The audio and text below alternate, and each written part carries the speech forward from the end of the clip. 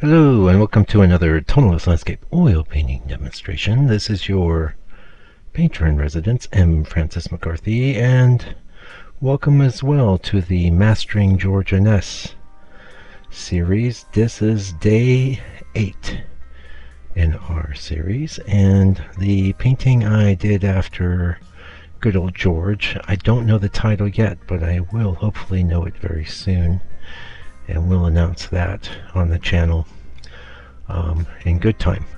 So for now I'm just calling it landscape number 13 because that's I had so many images that had no title. I just had to start giving them a number, but we'll find the real title and I'll change this blog post at that time. And the video on YouTube, etc. Really interesting painting today. It took me a little while. There's a little figure in it, and now that I didn't do it was quite subtle in the reference, but I ended up figuring out it was some sort of 1800s beekeeper because it had a very strange sort of outfit, this figure. Or I imagine it was a he, I don't know. Anyway, really nice color in this. I think you'll enjoy seeing me put it together. In the members area, by the way, you can see how I break down the image into basically 6 colors. Of course, there's variations between those colors, but I show you my color mixing session in some decent depth and how I approached Inness's color. Now, he may have done some glazing on this. He did like to do himself some glazing. For the most part, I'm not doing a lot of glazing on these images in this series, although I reserve the right to go in and give things a quick glaze at some point. If I feel like it, I will do it.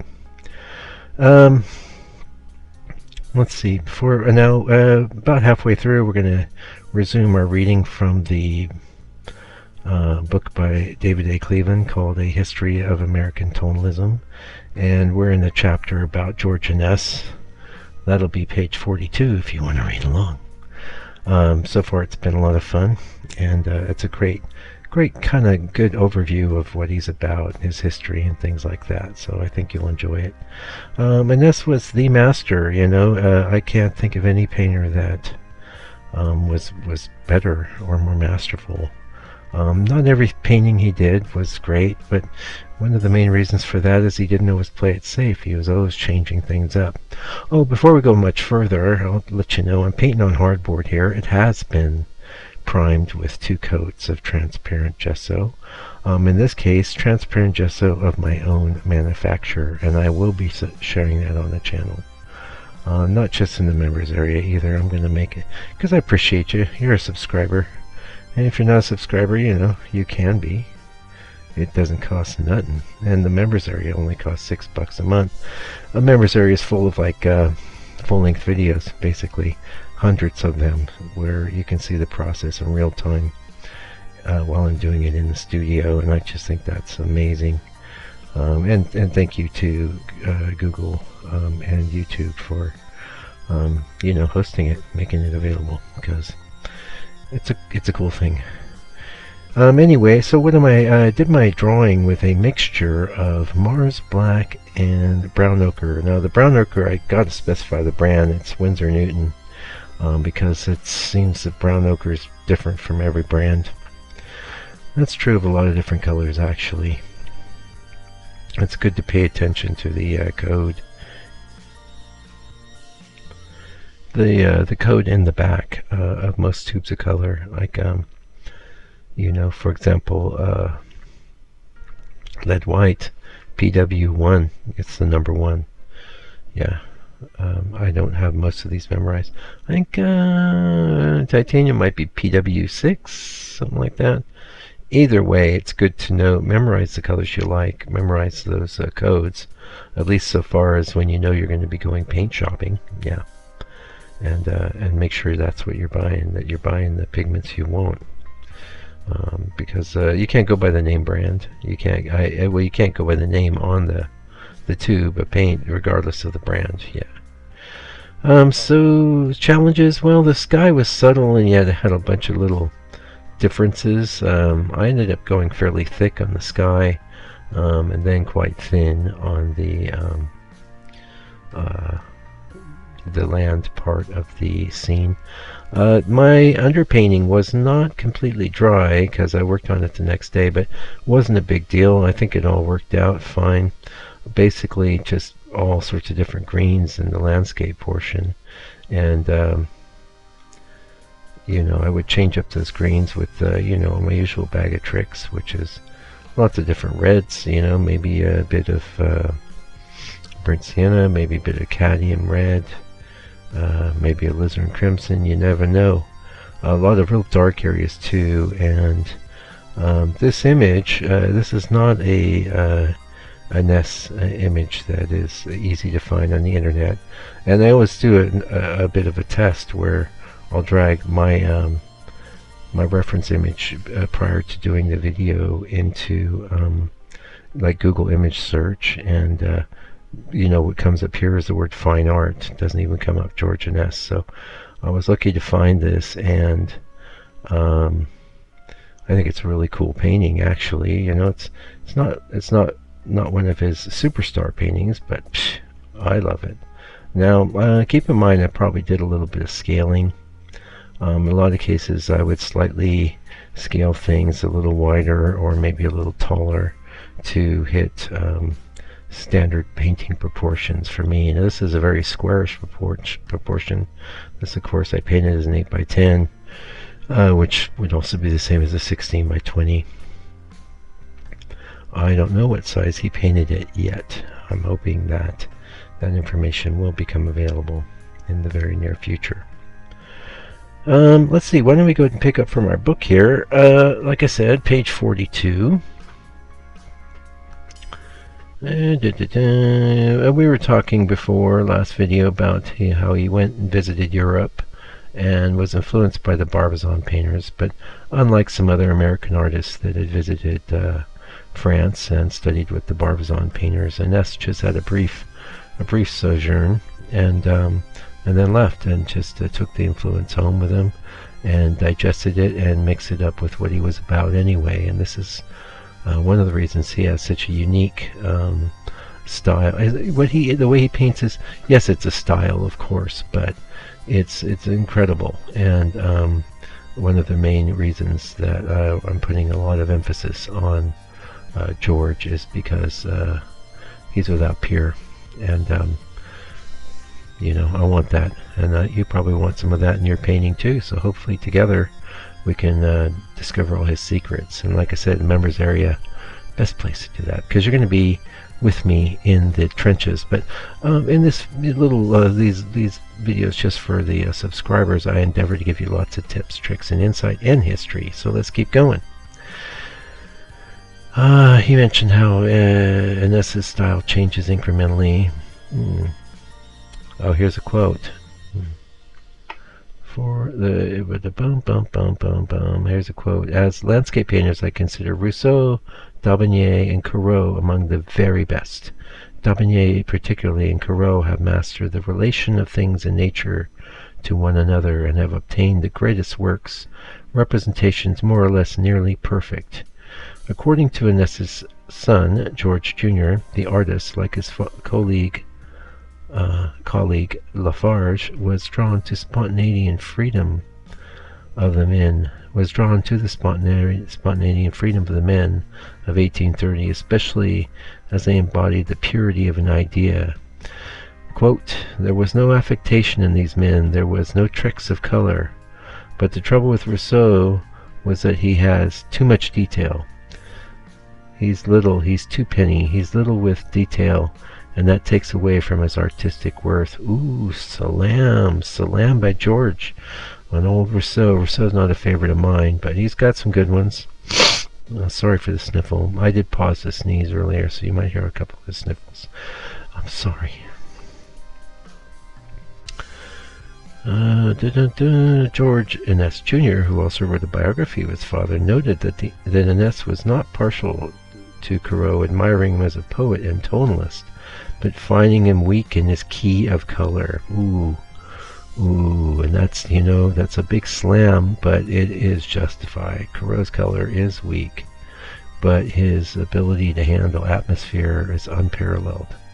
and his compositions are very, very good too. So, yep, and this is why this is why we're here with Inness. Composition, color, atmosphere, magic. He has it all. He's the man.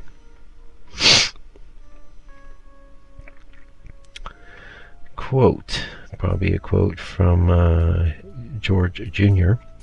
The man, I believe, who had the greatest influence on George Inness, his father, was the English artist Constable, about whom he was very enthusiastic. I believe more of Constable shows in Inness's work than any of the French school.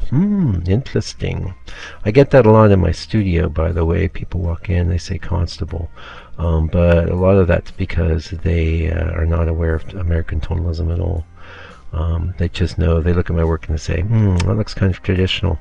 And they know Constable because he's, part of the English tradition, which is still, really a large part of what's going on in New Zealand. Yeah. So he's talking about Hackensack Meadows here, which is a painting we don't have in front of us. So let's skip that. Wow. Just going to do a little intermission. You might hear some kids playing in the back. Okay, Inness in Medfield in Boston. We're on page 44. We jumped that whole bit about Hackensack Meadows, which, I think that we might be doing a study after that at some point. Almost every time Inness changed the surroundings in which he painted, new insights and inspiration resulted.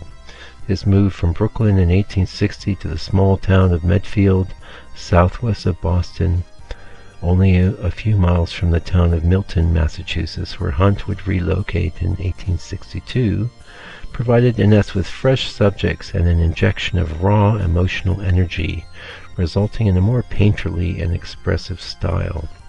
In addition, Medfield, a short train ride from Boston, offered him a sophisticated and appreciative climate for his art, and an art scene Hunt had been busy educating since his return from France in 1855.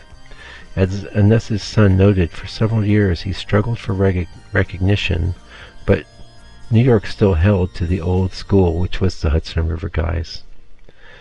I lost my place looking at the video here. I'm gonna find it. Old school, and would have none of him, so we moved to Boston, where he, again through the help of Ogden, his art dealers, they took over, who took over management of his pictures. Nearby, Boston gave him the infrastructure of sympathetic collectors, dealers, and critics, sophisticated and well disposed to the French style in art. He undoubtedly saw the work of Hunt and Lafarge in the Boston galleries. Inness was also a committed abolitionist, aided by his friend Harry Ward Beecher. That's another painter, by the way, quite a good one. As was Hunt, which, Civil War's coming there, 1861, and Boston placed Inness in close proximity to a hotbed of abolitionist thinking, and we'll leave it there for today because we're getting pretty close to the end. We're not all the way at the end. Yeah, I really enjoyed painting this study. It was really fun. I got it done in the time allotted. You'll see a little bit of glare on there, but at the very, sorry for the sniffle, but at the very end you'll see me tilt the painting to get kind of a better screenshot for the video and for the image I'm putting on my store. So this is in my store. Price is $2.99.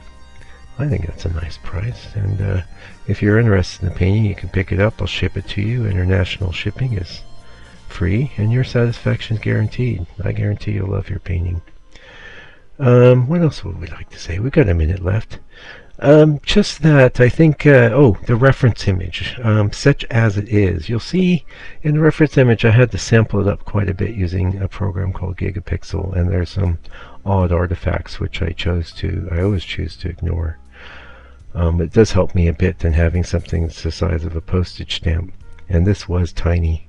But don't let the fact that an image is tiny stop you from making a study of it. You don't need all those details anyway. You can see enough of them, especially with a guy like Inness here. But getting back to my blog post, which will be under the video here, You can tip on over to the blog post if you want to make your own study of this.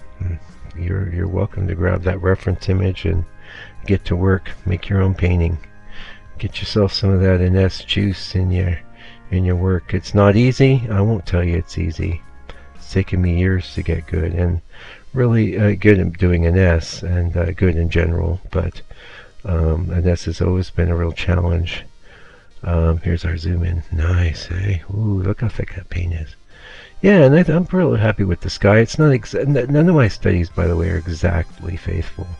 I'd love to leave the figures out, but sometimes they're pretty essential to composition, so we put them in. Anyway, that's it for today's video. Thank you so much for joining me today. I really appreciate you taking the time. And thanks for watching to the end. I guess that helps the algorithm throw new people my way, so they can dig on the tonalism, dig on Inness with all the rest of us. Until I come back with another video presentation, do me a favor, do me a solid. Take good care of yourself, your family, and all your loved ones. Be patient with other people, especially people who don't have opinions that you share, and stay out of trouble. Take good care and stay out of trouble. God bless you and your family.